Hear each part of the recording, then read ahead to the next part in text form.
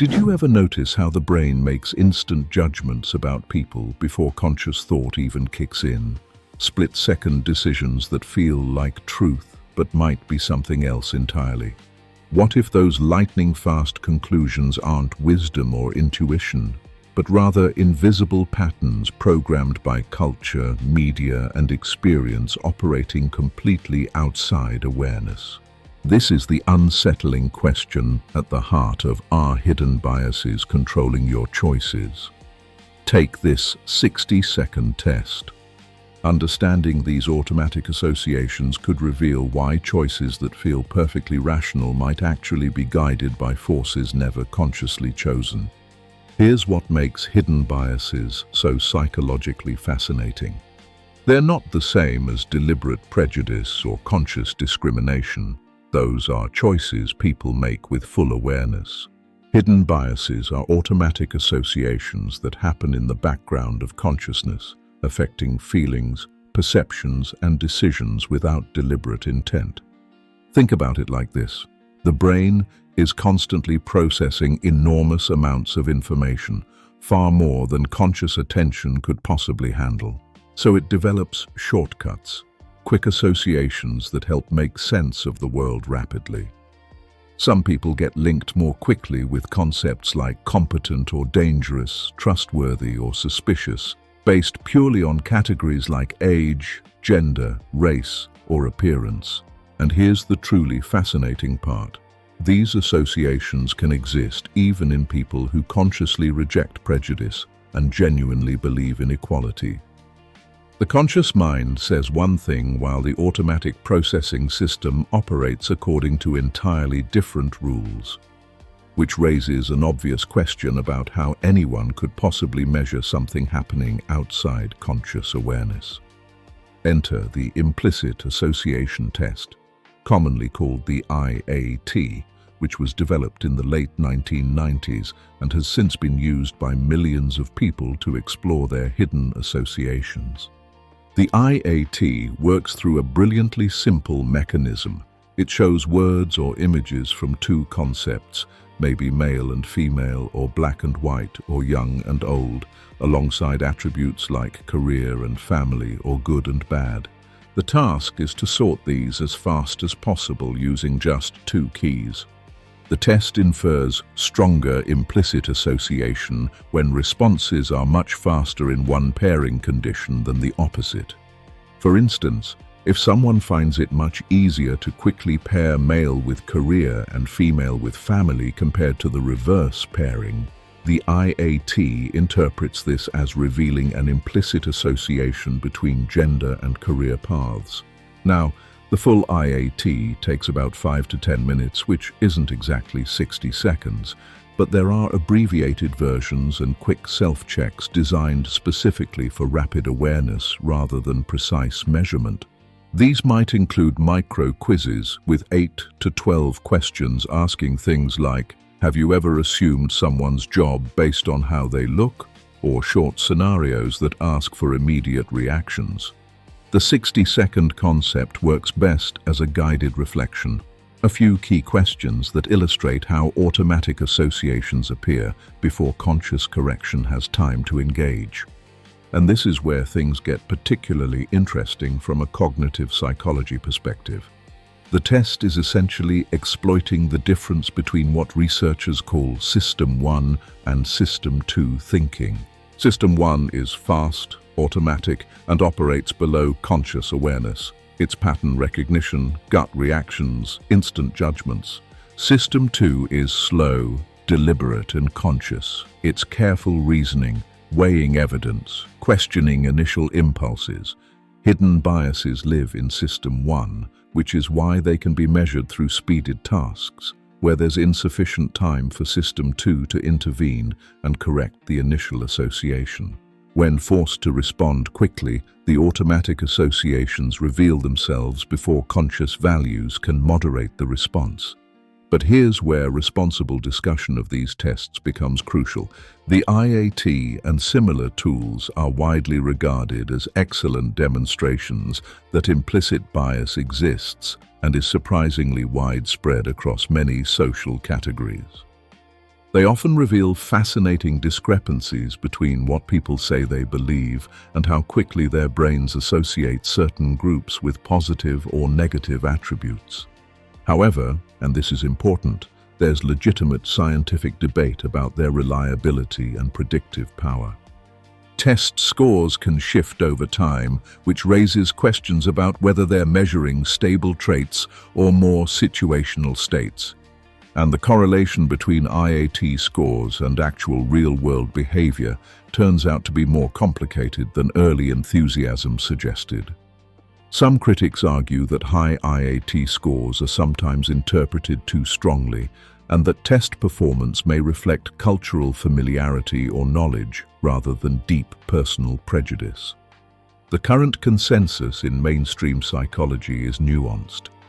IAT-style tools are genuinely useful for raising self-awareness and starting important conversations about bias. But they should not be treated as precise diagnostic instruments for judging individual character or making high-stakes decisions about someone's fitness for a role. Think of them as mirrors that reveal patterns worth reflecting on rather than verdicts that definitively prove someone is biased or unbiased. Which brings up the crucial question of where these hidden associations actually matter in everyday life. Research across multiple domains shows that implicit biases can subtly shape decisions in consequential ways. In hiring and promotion, they influence who gets interviewed, who receives mentoring, and who gets perceived as a good culture fit, often in ways that people making decisions would consciously disavow. In healthcare, they affect how seriously symptoms get taken and which treatments get recommended to different demographic groups, contributing to well-documented disparities in care quality. In everyday interpersonal judgments, they shape who seems trustworthy at a glance, who appears leader-like, whose potential gets noticed first, and whose mistakes get more easily forgiven. The key insight is that hidden biases often determine who receives the benefit of the doubt in ambiguous situations where evidence could be interpreted multiple ways. And here's what makes this particularly insidious. These processes happen in fractions of a second, long before conscious deliberation begins. By the time someone is consciously evaluating a candidate or patient or stranger, the automatic association has already colored perception in ways that feel like objective assessment. The person experiencing the bias genuinely believes they're being fair because the bias operates below the threshold of awareness. So what does a responsible 60-second test actually look like, and how should results be interpreted? The test should begin with clear framing. This is an exploration tool, not a judgment. Everyone has automatic associations shaped by culture, and noticing them is the first step toward making more conscious choices. A good quick version might present 5 or 6 scenarios, asking for immediate responses. When hearing the word leader, what image appears first in the mind? And what does that reveal about associations between leadership and demographic categories? When seeing a resume with a name suggesting a particular ethnic background, what's the gut reaction before conscious processing begins? When encountering an older person in a workplace, what assumptions arise automatically about their technological competence?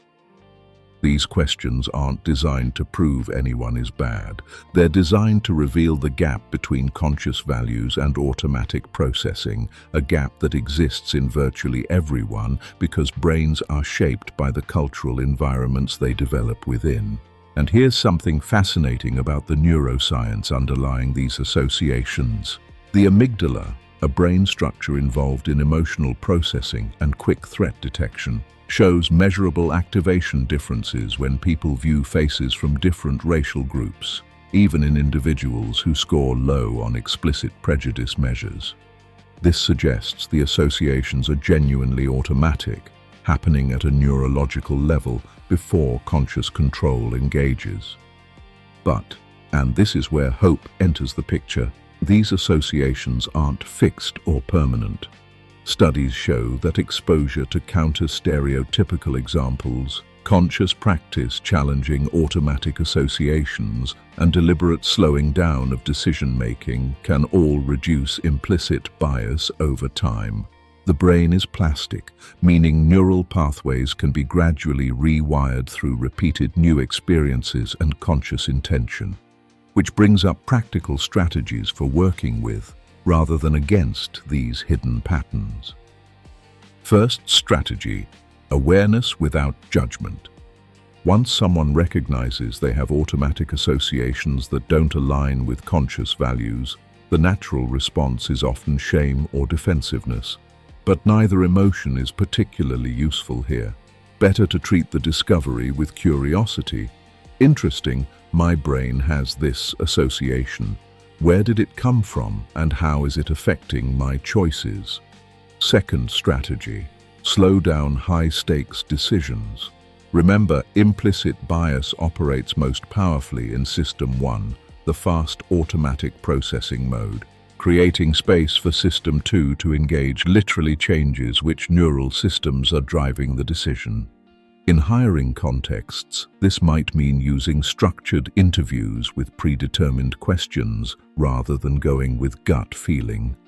In interpersonal situations, it might mean pausing before making a snap judgment about someone's character or competence. Third strategy: diversify inputs and experiences. The brain forms associations based on patterns in its environment. If media consumption, social circles, and information sources are homogeneous, the brain will form correspondingly narrow associations.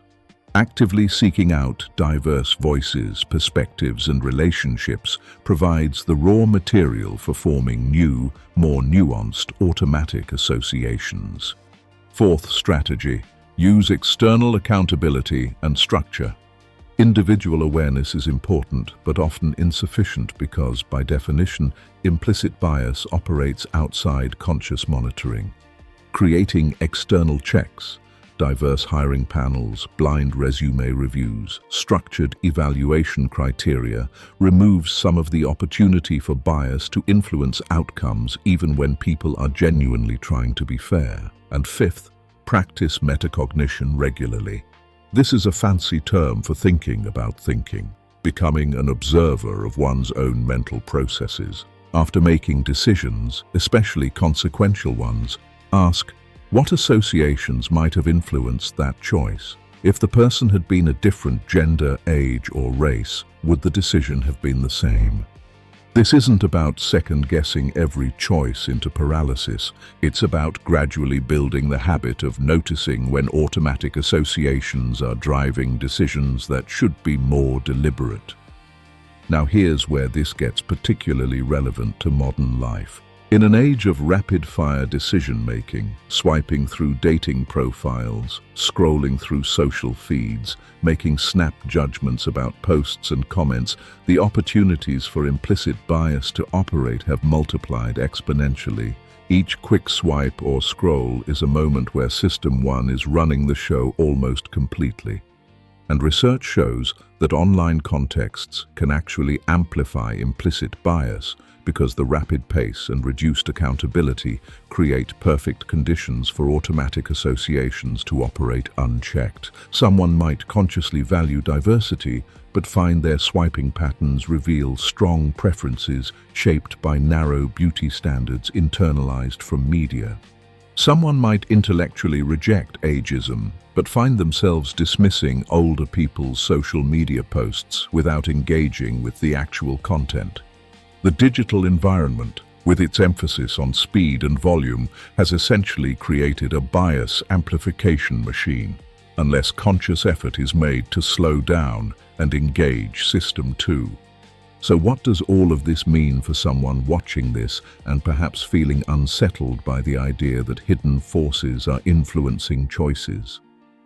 First, recognize that having implicit biases isn't evidence of moral failure. It's evidence of having a human brain that operates in a cultural context. The associations are there because the brain is doing what brains do, finding patterns in the environment to make rapid processing possible. Second, understand that awareness is genuinely powerful. Research shows that simply knowing about implicit bias and being mindful of its potential influence does reduce its effects on behavior. The 60-second test, whether formal or informal, serves this awareness function. It makes visible what was previously invisible. Third, remember that System 2 exists for a reason. Humans aren't helplessly controlled by automatic associations. The capacity for conscious reflection, for questioning initial impulses, for deliberately choosing different responses, this is what distinguishes human cognition from purely automatic processing. Fourth, commit to ongoing learning and adjustment. This isn't a problem with a one-time solution. Cultural context continues shaping associations throughout life, which means conscious attention to these patterns needs to be ongoing rather than a single moment of revelation. And finally, extend the same curiosity and grace to others that makes sense to extend to oneself. If everyone has hidden biases operating below awareness, then judgment and accusation become less useful than collaborative exploration of how to build systems and practices that account for this universal human limitation. The truth about hidden biases is both unsettling and oddly liberating. Unsettling because it reveals that conscious intention and explicit values aren't the only forces shaping behavior. Automatic associations formed by cultural exposure are quietly influencing choices in ways that might contradict what someone genuinely believes, but liberating because once these patterns become visible, they also become changeable. The 60-second test, whether it's a formal IAT or a quick self-reflection on automatic associations, serves as that initial moment of visibility, the point where patterns operating in the shadows suddenly become observable. And observation changes everything. Not immediately, not magically, but gradually through conscious attention and deliberate practice. The brain that formed automatic associations through repeated cultural exposure can form new associations through repeated conscious counterexamples.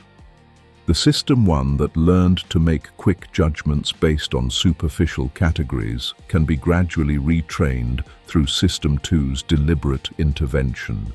This is the real power of understanding hidden biases, not shame or paralysis, but informed agency. The ability to notice automatic patterns and consciously choose whether to follow them or override them in service of deeper values. So the question isn't whether hidden biases are controlling choices. The research makes clear they're influencing them to some degree for virtually everyone. The real question is whether that influence remains invisible and therefore unchecked, or becomes visible and therefore navigable. That 60-second test, imperfect as any brief assessment must be, is an invitation to choose visibility, to look honestly at the automatic associations operating below awareness and decide what to do with that information. Not as judgment, but as curiosity. Not as verdict, but as mirror. And in that mirror, reflected honestly, is the beginning of genuine choice. Thank you for watching. If you want to learn how to better understand avoidance, relationships, and psychological biases, then subscribe to our channel, because you deserve beautiful relationships.